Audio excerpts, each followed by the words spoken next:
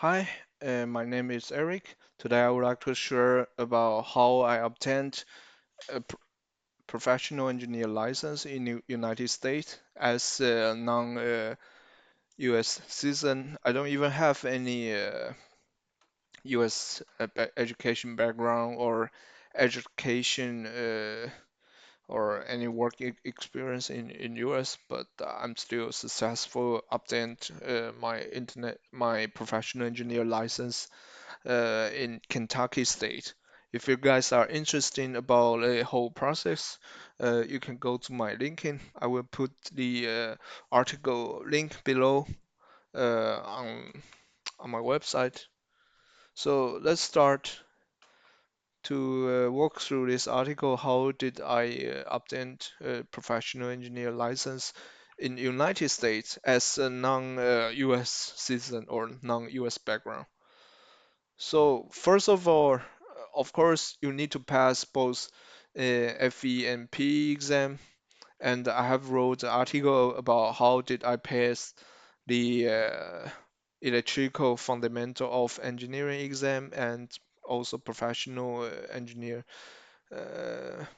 professional examination. So there are two steps of the exam you need to walk through. So once you have passed these two exams, you're supposed to get the results on your NCEES dashboard here, as you can see. Okay, and the credential evaluation, this is also a very important part. I will talk about it later. So once you confirm you pass the FP exam, you can start to work on this. This tab is called multi-state licensure. So as you can see, there are several requirements for most of the states you need to prepare. First and second, it's quite easy. It's just fill in your personal information. So you can fill in your contact and personal information, and you will get a green light after you fill in them. For the second one, education information, this is actually quite challenge for me because I'm not working in my home country. I'm a Taiwanese working in Denmark. So you need to fill in all your like education background from your university to PhD if you have. And because I'm graduate from a non ABET or EAC program, this is a system in United States. So if you are not graduate from a US degree, you need to get your degree verified by NCEES credential evaluation. So I would recommend you to do your education background verification through NCEES. There are several advantage. First of all, most of the states recognize the evaluation report from NCEES. Second of all, you don't need to get approval from every state individually, so that's a very big advantage to go through this education evaluation process through NCEES. Once this is done, you will get the verified check as attached in the picture you see. I have this check marked in my NCEES dashboard. So there are several material you need to submit to NCEES through mail. They don't accept email format. So they only accept email format if you have a US degree, but if your degree is outside of the US, unfortunately, you need to go back to your school where you were being educated in university and get all this material. First of all, it's official academic transcript must be mailed from a school directly to NCEES. But I believe not only official academic transcript, but also the rest of the tool material, uh, official diploma or certificate of graduation, and official course description. So you need to go to buy an envelope and pack up all this material in the envelope and ask the administrator in the school to give you a stamp uh, on the envelope to somehow prove this is sent from official sent from the education institution. They don't accept personal sent to NCES organization. You must be very careful about this. If you have any concern, please just direct contact with NCES. So I have put the link here. You can find more detail uh, through this NCES website. And I believe after like 2 or 3 weeks, after you pay this evaluation process fee, it costs you $350. You will receive a report. The outcome will determine whether your degree is equivalent to a US degree or not. So after we receive the report, there will be an outcome here. And why is this on official print here? It's because only NCES they only provide the evaluation report to the state board. So they didn't do any, let's say, approval to your uh, to the whole process when you apply your professional engineer license. They only they only help a state to collect all of the materials and information they need, and then you have to transmit the record in your NCES system to a certain board you're gonna apply. So after you get this equivalent, then it will show meets NCES standard in your system dashboard. Um, so it takes quite a lot of time for me because at the beginning I thought it only required for the bachelor degree, so I didn't send the master degree materials to NCES at the beginning, and then I flew back to Denmark. Uh, and I only went back to Taiwan once a year, so that's a mistake or lesson learned I made. If you have time or you need to submit all of your education background, uh, no matter it's a bachelor, master, or PhD degree. Okay, and let's talk to work experience. In most of the states, the engineering and surveying license boards require 4 years of engineering professional experience. In this part, it's a little bit tricky because some of the states they require for the whole 4 years experience supervised under a licensed professional engineer in United States. However, foreigner like me, I never worked in the United States before, and there were no professional engineers in my current company or any previous company. I never worked for a US company before. So the thing is, you need to did research. You need to do the research yourself to see if the state you wish to apply accept working experience without under license engineer. I think that's a quite important step.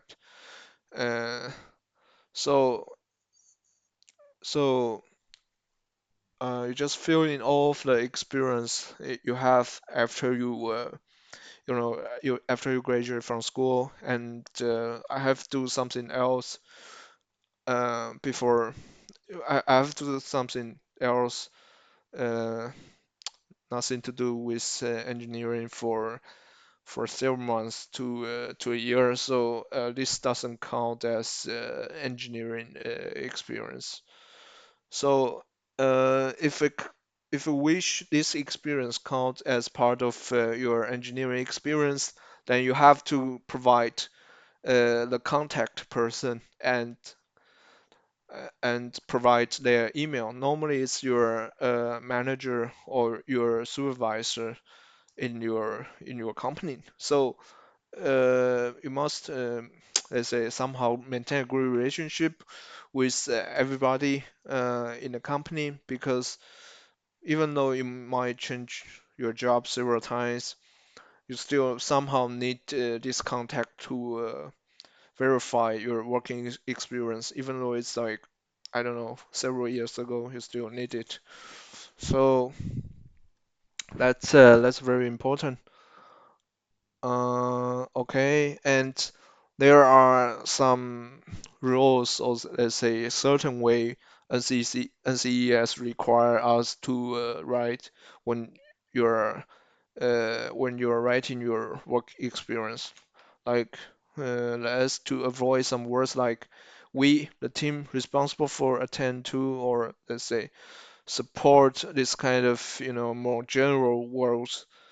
On the other hand, they ask you to write what did you exactly do during your engineering job. So you have to write, I decide, I calculate, to show your competence of engineering work. Otherwise, your experience might not be considered as like 100%. Let's say you have 3 years experience in one company, but they might consider some of the description, so you might get a discount on your engineering experience, like they only count like 2 years of work experience, and that's a headache. You have to maybe wait another year to apply your engineering license. So, and if you have any employment periods, then you have to fill in also in this page. Yeah, they won't check this part, so you just write, just to be honest, write whatever the reason you're on employment after you graduate from school. After that, you need to get like 5 different professional reference to welding acquaint your not only personality but also your like professional competence. So at least 3 of these professional reference have to be a licensed engineer in United States. This could be a little bit challenge if you are not working in US, but I would say if you really, you know, if you're really eager to have this license, then you probably can join some kind of like association, like engineering association, to get some kind of some networking with other professional engineer and willing to sponsor you on this professional reference. Okay, then you got all of the, if you got 5 different reference, then you will get a green light on this professional reference part. Question for the applications or answering following ethic questions, it should not be very easy. Just be honest. What you have, do you have been convinced as crime or whatever before? So if you're yeah, just to be honest, answering this question should not be a problem. Okay, and after after you finish all this process and get all of the green light in the NC's EES record, you are ready to transmit your record to State Force. So, just give you a concept. This NCES system or record is just a general, let's say, general organization to provide each state board necessary information to help them to evaluate this applicant if uh, they are competent or not. At the end, the approvals it's very depends on each individual board because each state has different rule. Just like Kentucky State, they doesn't re they didn't ask for any like if you are working in U.S. or most importantly, they didn't require SSN social security number. On the other hand, some of the states like North Carolina or like California, they require you to have a social security number. And some of the states like Texas, uh, if you're not graduate from like English speaking, like English program in your bachelor degree, like my original degree was taught in Chinese, so that could be an issue if you want to issue a license in Texas because they will require you to, let's say, go for a TOEFL exam, or if you can get, let's say, you can get the letter from the CEO of the company you are working on to to uh, to verify that you are able to work in an English environment. Then, but I think it's quite difficult, get because I don't know, as like engineer, like engineer, it's like CEO is kind of like four, five, or six different levels. You never talk to that the people from that level, right? So uh, just choose the state and be sure that you fulfilled the each individual state requirement. Okay, if you have finished this page, then you're 80% down. You can start to go to the state board you want to apply for license. And take my example because I think Kentucky State it's the most straightforward state for me, so I apply for Kentucky State license. You can go to this page. I put a link in this article, and you want to become a professional engineer by examination. You have PACE, FEMPE. So, as an international applicant, you need to go to a different one. So here is an international applicant. So there is a PDF file. You just download this PDF file and fill in all of the necessary information they need, and send the information to this email address, Kyle Elito. I think Kyle, he's the director of Kentucky State Board, and he's very, fast response. So when I sent him my application, he responds me like in, I don't know, like one day, and I paid the application fee. I think it was, I don't remember, it was like $300, and then I got my approval in 3 or 4 days. It's actually quite efficiency. Okay, so after you finish all of this process, and you just wait for for the state to send you the approval or unapproval. And once you've been approved by the state board, you will get your license like this. I think even though I just talked this for like 20 minutes guideline, but it actually took me 2 years to get this license. It was a lot of work, not only exam itself. I think exam is actually the most easy part of the whole process. But you need to, you know, especially I'm not working in my home country or the place I've been educated. So yeah, I think it's roles to get this license if you want to become a more valuable talent in uh, international market.